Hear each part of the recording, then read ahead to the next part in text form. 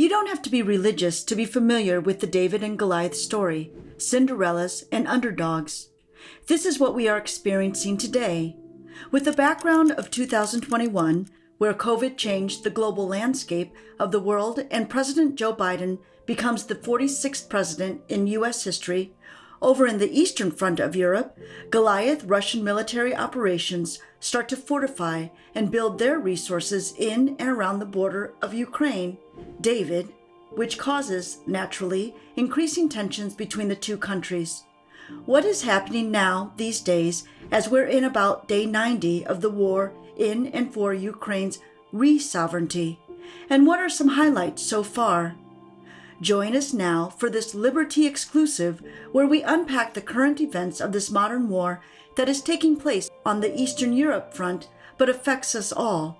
Like, subscribe, and comment, and let's chat about what, who, and why are propelling this war forward. Before we dive in, it is important to note that much of what is written and many of the facts, strategies, and summaries in any of the explanations are often best understood in retrospect. The biggest benefit of hindsight is that we often know what we should have done, said, and written after something has taken place, especially something as dramatic as a war. However, explaining something in real time often helps us mark in our minds and memories what the important highlights should be and how, when we look back, we could have acted. A little before Moscow time, early in the morning on February 24, 2022, Vladimir Putin, president of present-day Russia, decided to demilitarize and denazify Ukraine with a special military operation.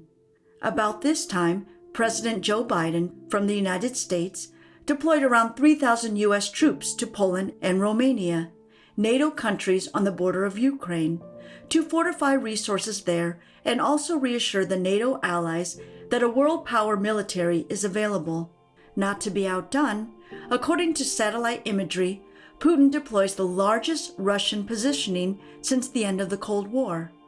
The first major Ukrainian city to be attacked since the official start of the conflict was the city of Kiev, Kharkiv, and Kherson, respectively. Multiple missiles, air raids, and three-pronged invasion tactics were deployed from the north, east, and south. As a result, soon after, the European Union banned selected Russian banks from the Society for Worldwide Interbank Financial Telecommunication, SWIFT, and severs them completely from all chances of participation in the global financial system. It is said if you want to hit someone where it hurts, then hit them in the heart. And for large world powers like Russia, a hit in finances is often painfully felt. The EU bans transactions from Russia's central bank while simultaneously approving a €500 million support package for the Ukraine fighting efforts. This is completely unprecedented and the first of its kind for the Union. They also banned Russian civilian airplanes from airspace over Europe, and state-owned media such as Sputnik and RT, Russia Today, and their branches are banned from using airwaves and the internet. During this time, also, Ukraine President Volodymyr Zelensky applies to join the EU, thereby declaring publicly the wish of Ukraine's future, firmly planted in the European Union. According to European Commission President Ursula von der Leyen, Ukraine is one of us and we want them in the European Union. However, there will be many obstacles in the coming days. Joining a well-established club is never easy. In the next few days, pressure will continue on Kharkiv into Mariupol, with Russia heavily cluster bombing Ukrainian civilians. In response, the U.S. closes its airspace to Russian aircrafts. As Russian forces surround Mariupol, over 1 million refugees flee to neighboring countries, hoping to escape the brutal attacks. The biggest difference in this sorrowful attack from other wars is the use of social media and the internet. Putin, although a man firmly planted in the past, understands the influence that social media has in every media and social streaming outlet possible and monitors it all very closely. He also signs a fake news law, and anyone in his jurisdiction who breaks this law is subject to hefty fines and up to 15 or more years in prison.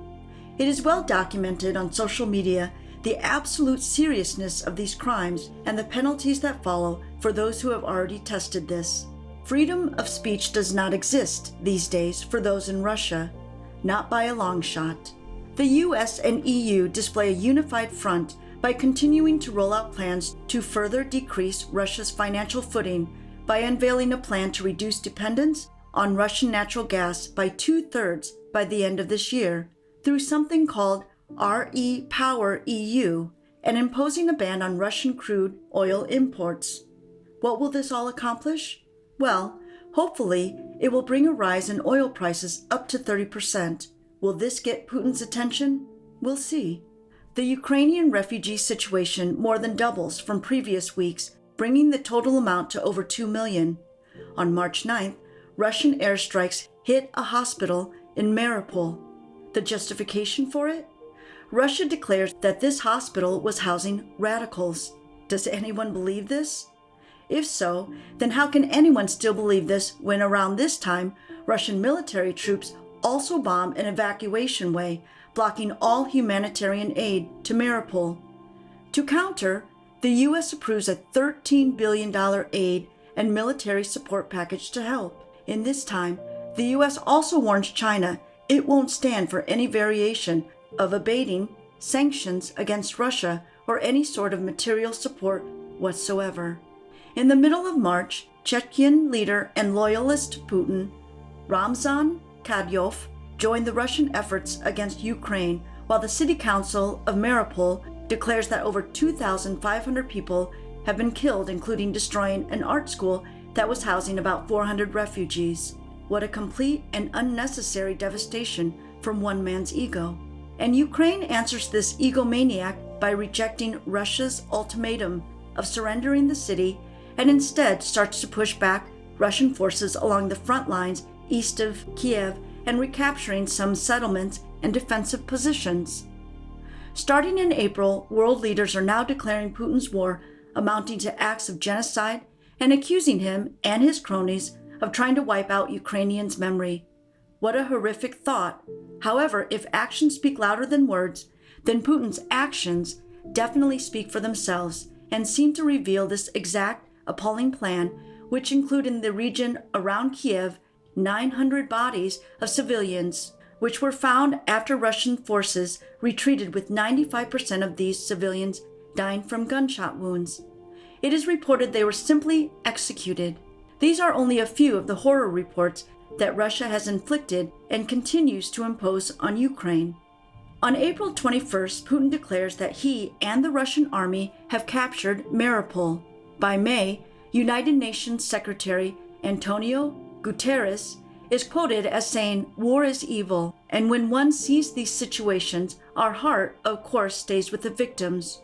No truer words ring clear. So what is happening now? Well, dark smoke continues to rise from many areas in the war-torn country, both literally and figuratively. Key developments in Russia's strategy of onslaught, continuous attacks, include missile attacks of key cities, attacking steel plants, electrical grids, and disrupting water supplies. The dark smoke of civilian impact is also very much seen and heard through live reports and real-time photographs of displaced refugees, now swirling in and around 10 million people. Ukrainian Natalia Yusimonova told a journalist that she felt her heart would stop as Russian bombs rained down on those hiding in an underground bunker. A truly dark hour for innocent Ukrainian citizens caught up in the arrogance of men. Right now, even with all of this dark smoke, there seems to be a bit of stalemate, according to American Defense Intelligence Agency Director Scott Barrier, with neither sides making significant advances in the south or east.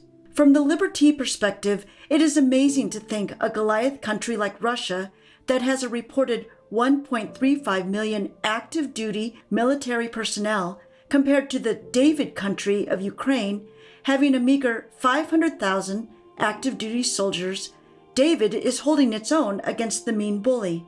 For how long, we just don't know, but we hope that Ukrainian underdog can once again have its peace, sovereignty, and goodwill returned to them, that the displaced families, workers, mothers, fathers, children, and everyday lives can be restored to its rightful place in harmonious history. Until then, we will endeavor to watch carefully the unfoldings of this David and Goliath style combat and hope for the best. Keep watching and join in the conversation here at Liber-Tea. Like, comment, subscribe, and share both your thoughts and these videos to experience the best of what social media has to offer. Thank you for listening and viewing Liber-Tea.